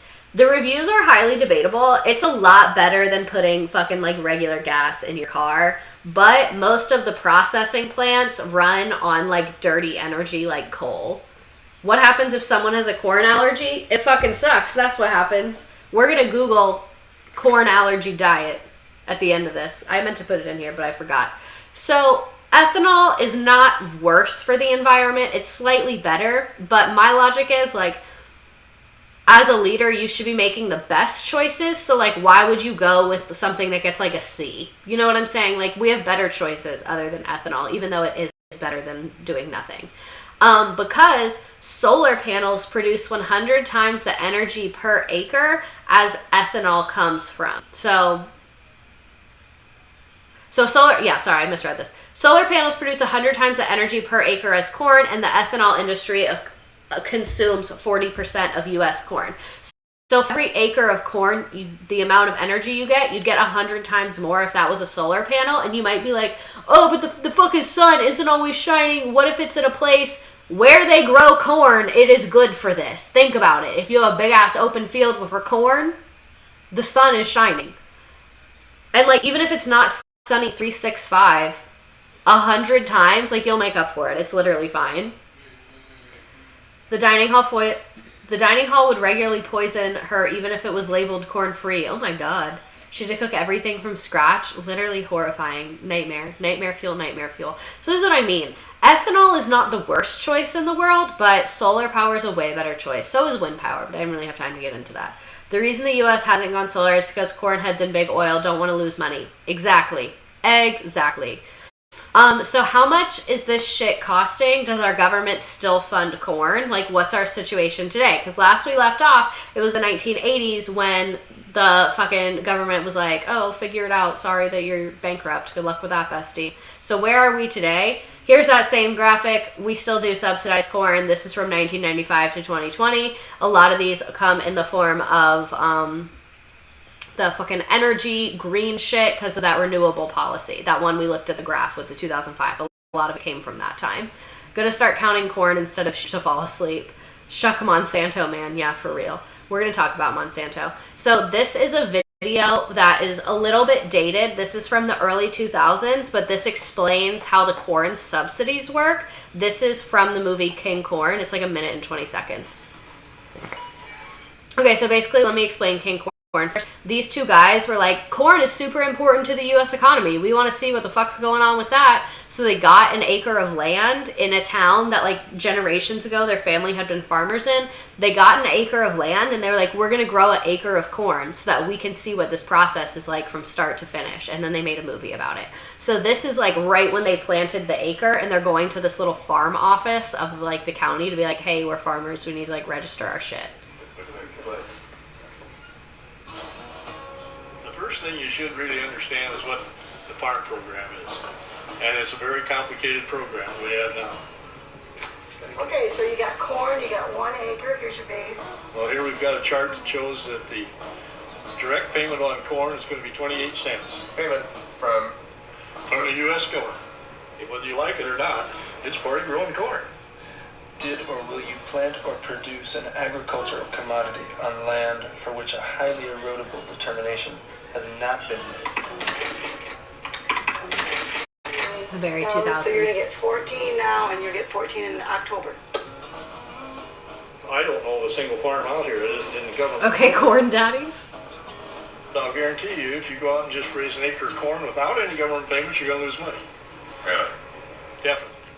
So because our government regulates the pricing of this stuff and is so involved in the supply and demand, they have to pay the farmers for it, or else everything would become too expensive. Because if they charge what it actually costs to produce it, shit would be way too expensive, so they subsidize it. So on this acre, they get $14 now at the beginning of the season, and then they get $14 after they harvest it. So it's $28 per acre, which is not that much money, but think about how big these farms are. And that's why the big agriculture is so powerful, because they have all the land. Think about it. Is everything coming together? I felt like this was going to be the moment where things started coming together, and I really hope that's happening. Just for moving to green and telling the government we were going to plant an acre of corn, we were going to get $28. And the more corn you grow, I'm mad now, so thanks the more for that. money you get. We couldn't do this with healthcare. I knew y'all were going to be mad. I told you I was going to blow your mind.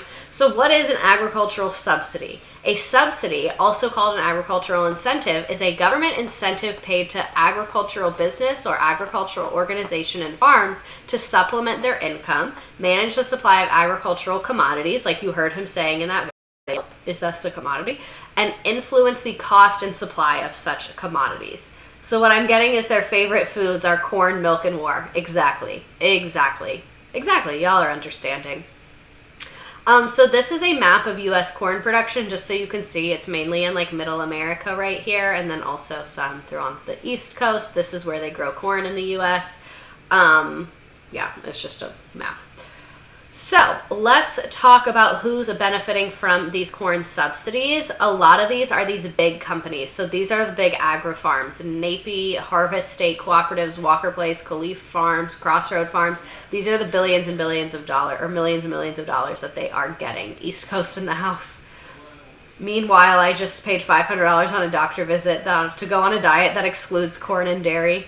And then this is corn subsidies across the year, so you can see how they go. Like, a subsidy could mean a lot of different things. So like price support, market loss assistance, crop revenue election, price loss coverage, agriculture risk coverage, countercyclical, crop insurance. Like, it varies year to year depending on what's going on. So you can see like these subsidies, it's hard to say how much gets spent on what, because depending on the season and what the situation is, it's going to be different amounts of money every single year.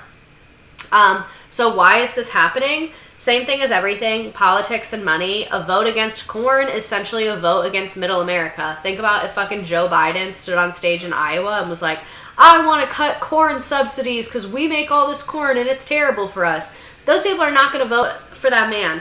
And a person in like a rural state like Wyoming, Iowa, their vote counts a lot more than people who live in urban areas because of the electoral college. Like, their vote is a lot more powerful. So even though their interest like kind of go against the interest of most Americans, because their vote is more powerful, both Democrats and Republicans refuse to go against them. Both Democrats and Republicans are like, nah, we don't fuck with farmers. We love farmers. Take this fucking money. Like, we need y'all's votes. We need these, like, middle America states. And so they just go there once every couple of years, and they're like, hey, we're going to keep doing subsidies. And then those people are like, okay. And then also a lot of, like, there's a lot of corruption in voting there and a lot of voter suppression. So, like, a lot of the, like, working class people that get hurt by this, like small farmers, a lot of them, like, there's voter suppression is basically what's happening. Same thing as any, like, US system. How could it possibly change? I don't know. And also lobbying. So Monsanto spent $4.6 million in total lobbying expenditures. They are an agrochemical and agricultural biotech company. We're going to talk about them. Monsanto's done a lot of fucked up shit. So this is the total lobbying for agribusiness. It's $81 million in lobbying for 503 companies. So you can see, like, the breakdown of total spending by industry. And a lot of these also go into super PACs. So some of it doesn't get counted because some of it just goes into a general fund that benefits, like, a couple different industries. So that's another sneaky way they get away with it. So a lot of this is really underreported. All right, let's talk shit about Monsanto, what everyone came here for. So Monsanto, in the full name, is Monsanto Company, and then Monsanto Chemical Company, and then Monsanto Chemical Works, was an American corporation that was a producer of chemical, agricultural, and biochemical products, and it was bought by Bayer in 2018. Like I said, they were founded in 1901, and they were generally known for producing GMOs and having a bad environmental record, using dangerous pesticides, and clashing with local farmers. So that's when I say, like, this is a local farmer stan account, and, like, we support local farmers. Monsanto is not local farmers. So in 1998, Monsanto sued an independent farmer because he refused to pay a licensing fee for growing Roundup Ready canola. Basically what this was is they genetically modified a seed so that Roundup would not kill the seed. Roundup is a, like, weed killer. So Roundup kills, like, herbs and weeds that pop up. So they genetically modified corn so that it could live through the Roundup, because Roundup will kill corn. So they had to genetically modify it so that it would live. So it's called Roundup Ready, or Roundup resistant corn, the Roundup Ready canola. Basically what happens, wind picks up seeds. So if our farms are next to each other and you're growing Roundup Ready canola and I'm not, wind can move your seeds to fertilize my plants. And then over a couple years, my plants might start turning into Roundup Ready. Not 100%, but some of them on the edge, and, like, depending on how long it's been, will. And Roundup is a Monsanto product, don't forget. Exactly. So they basically, like, they're controlling all the parts of it. So they're making money on every single front. Not the pharmaceutical company. No, I know I cannot. So basically they sued this guy because they were like, you're growing Roundup Ready canola. But he was like, these were blown on my farm by mistake. And the patented canola was indistinguishable from his own crops. Additionally, the farmer was not intending to use Roundup on seeds. So he basically was like, I'm not even fucking doing this. Like, you're suing me. And they would do this a lot, where they would, like, sue small farmers, and then the legal costs would kill them, and then they would buy that, not kill them literally, but you get what I'm saying, kill their business. And then they buy their land, and now they're growing even bigger. So, like, their seeds are spreading out. So that's why it's, like, hard to find not, like, GMO'd corn and stuff like that, because most of the companies use it, and then they just sue the companies that don't for, like, copyright infringement or whatever the fuck it's called. But how does this relate to Canola Crunchy on TikTok, girly? I don't know. Oh, Canola Crunchy, like, people being against GMOs? GMOs can be anything. Some GMOs are fine and some are bad. Only certainties in life are death, taxes, and corn. The way I would destroy my soil so they couldn't buy my land. Wait, where was I? The documentary David vs. Monsanto shows how many farmers have had their livelihood destroyed by Monsanto's ridiculous patents and lawsuits. As if this wasn't enough, they also have a long history as a chemical company. So Agent Orange Orange, which caused a lot of problems in the Vietnam War. I know my fixation on the Vietnam War keeps coming up. Like, I'm sorry, it just keeps happening. It's going to keep happening. I can't stop it. I don't know what to tell you. But Monsanto was also behind Agent Orange. So that thing that killed a bunch of people in Vietnam and like messed up a bunch of US veterans, Agent Orange, the chemical, that's also them. So pretty much like everything chemical bad can usually be traced back to them. And then DDT, a pesticide that's devastating environmental effects, were detailed in a best-selling book called Silent Spring. And then they also developed Roundup, which was recently labeled as a probable human carcinogen. A carcinogen is something that causes cancer. So they literally are making like everything that's also killing us, which is not great. While the cancer-causing weed killer is causing countless lawsuits, it's also contributed to other issues in the agricultural world. Can anyone tell me where I can watch David versus Monsanto? I'm not sure, and I would also like to know because I have not seen it. So, absolutely no one, and then the US government. Like, they're just obsessed. Like, the fact that Monsanto still exists and, like, this whole fucking, like, corn empire still exists is literally crazy to me. It's like a corn mafia. It's wild out here in these streets, truly.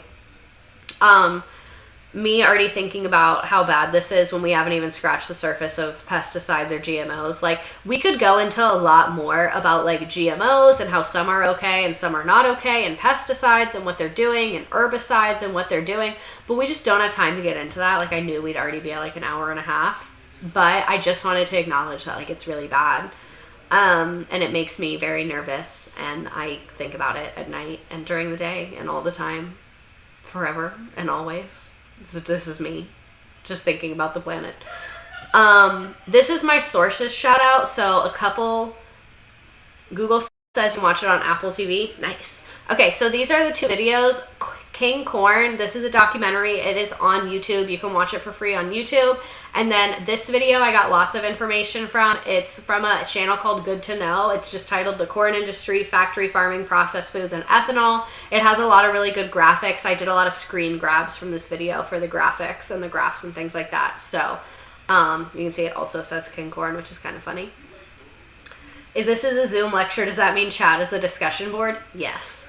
So these are both very good. I recommend you watching them. But now we're going to play the frickin' game. Also, I didn't tell everyone the Nearpod code this time. Sorry, there's probably like nobody on here. Yeah.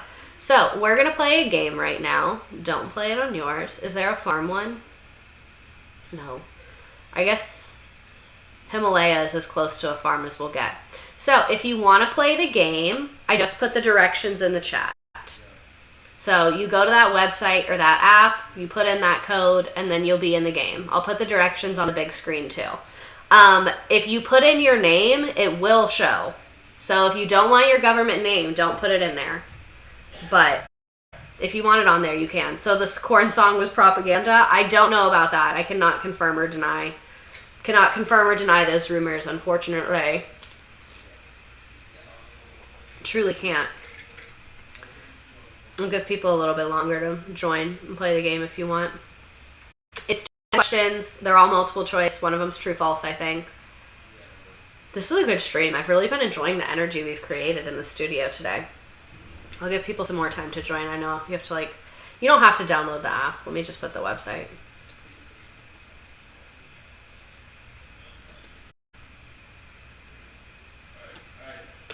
Okay, I sent it again. Yay! Yeah, now there's 12 people on here. I'm excited for the game.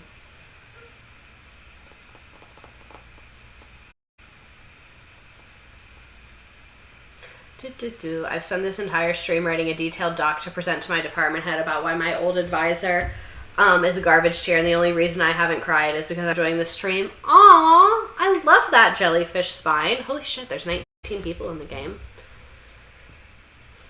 Da da da da da da da. My computer is breathing so loud it probably sounds like a spaceship.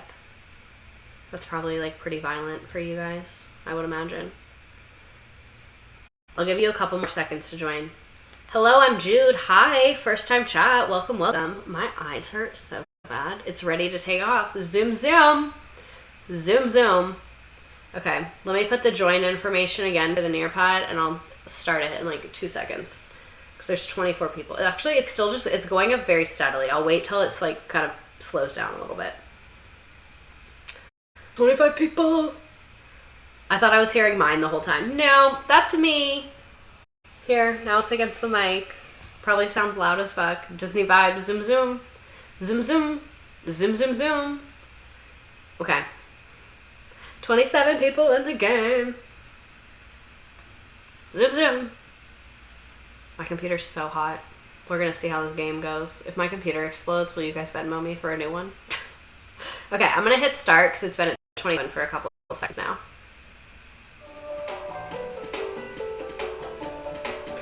What did we learn about today? The questions aren't hard. I should have said that. They're not that hard.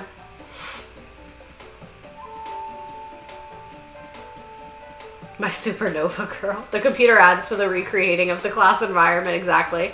If there wasn't a misfunctioning computer, is it really school? We learned about corn. When did corn production really start to ramp up in the US for the first time? I tried to make this one not confusing because we talked about a few. Clicker questions.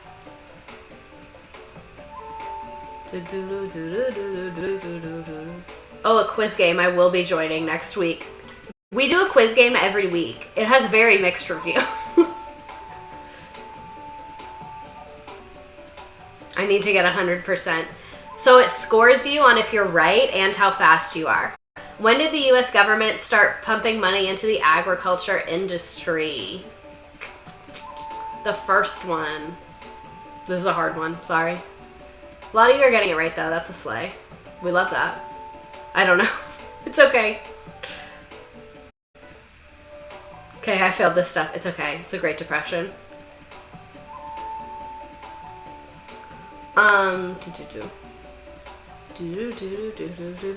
Big agriculture grew under which president's policies? Remember, we didn't talk about him. We didn't talk about the number one man I hate today. We didn't really talk about him at all. It was a different one. The only thing I miss about school is Kahoot. This is basically Kahoot. This is like a knockoff Kahoot.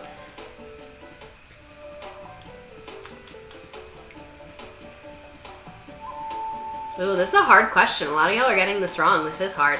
It's Nixon. Nixon was the one who hired the Earl Butz guy.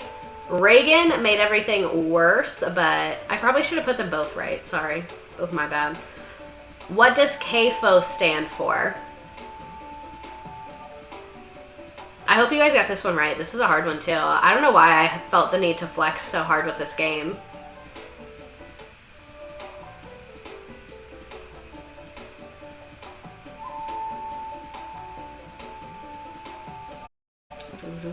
Damn it, it's hard, I know.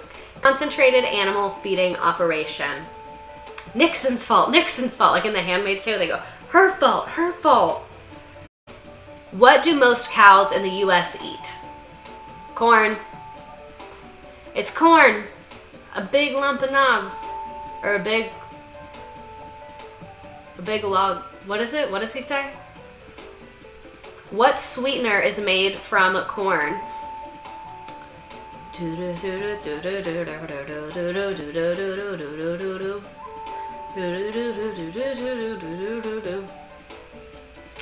High fructose corn syrup. The nectar of the corn. So that's corn juice, actually. Birdie Online 444, thanks for the follow. I thought D said sativa. Me too. I'm okay with hard quizzes that don't affect my grade. Which state grows the most corn? I don't even know if I said this, but I think I referenced the state many times. This game is like really a flop. I'm sorry. I could have done better with these questions. It's Iowa. Iowa grows the most corn. A lot of you got that right though. Good job. I've been struggling the whole time. Yeah, I don't know why I made this one hard. I lied. It's not easy. Normally it's a lot easier than this. Most corn is grown on family farms. Is that true or false? Okay, now it's getting easier. I like popped off in the middle for some reason. I don't know why I wanted to do that to you all. God, Betty Crocker is slaying. Betty Crocker did not come to play around today. Which political party supports big corn? Who supports big corn? Look at my sticker on my water bottle. I love this sticker. You see? I'm in my comeback era. Exactly. Slay. I got kind of dizzy. Please help me. The throat coat, Nancy Pelosi. Y'all are terrible. I only got one correct. We have all been there. Truly. Alright, nice job. Betty Crocker, Jim, Josh Rodriguez, A Stardust Dream, M, Liv, Abby, Nicole, Rhino, and then a ton of other people. Nice job, nice job, nice job. Look at y'all. Make it 2. Look at you. Hello, I'm Jude on the comeback.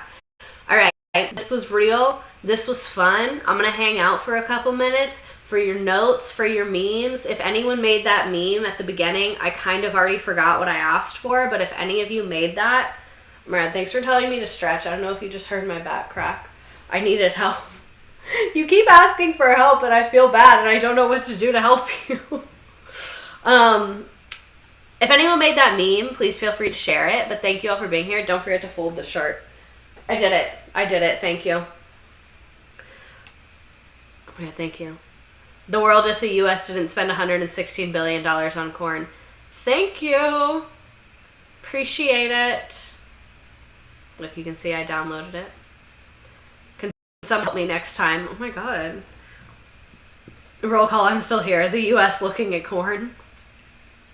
Also, let me just tell y'all, this is the best app for making memes. It's called Mematic. It has a little watermark on them, but it's like barely noticeable. And it lets you do the text in a bunch of different styles. The game was too hard. I know, I flexed with the game too hard this time. Stay safe from the hurricane. Thank you. It's not crazy outside right now. Like, it's definitely windy, and I think it might be raining, but it's not bad. I wish I could show you, but I don't want to drop the camera. Do you know what the topic for next week is? No, but we can decide. Okay, let me look at my list. Oh, I think I want to do the anthrax attacks. Either that or the cocaine trade in LA that the CIA got caught up in. Those are my 2 choices. That's what I'm thinking. Dustful. I love that I stream. Literally watched your milk one last night and watched one on Big Core, and I can go to bed happy. Yes. What are we saying yes to? Anthrax or the CIA cocaine one?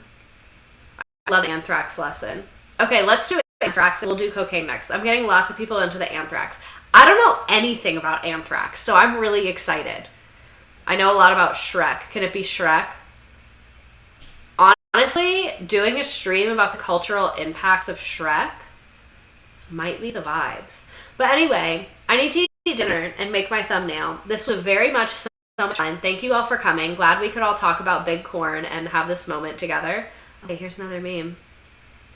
Oh wait, this is the one. I can't put it in the thumbnail because like the text is too small. But it's hilarious. So I'll keep it and I'll put it somewhere. The subcat about Shrek. This is hilarious. Corn and milk subsidies. My country is dying. This is perfect. That's a perfect meme. Have a great night, everybody. Peace and love and all the things. Make good choices. Only hang out with people that respect you. All of that. Love you. Good night. TTYL. See you next week for Anthrax.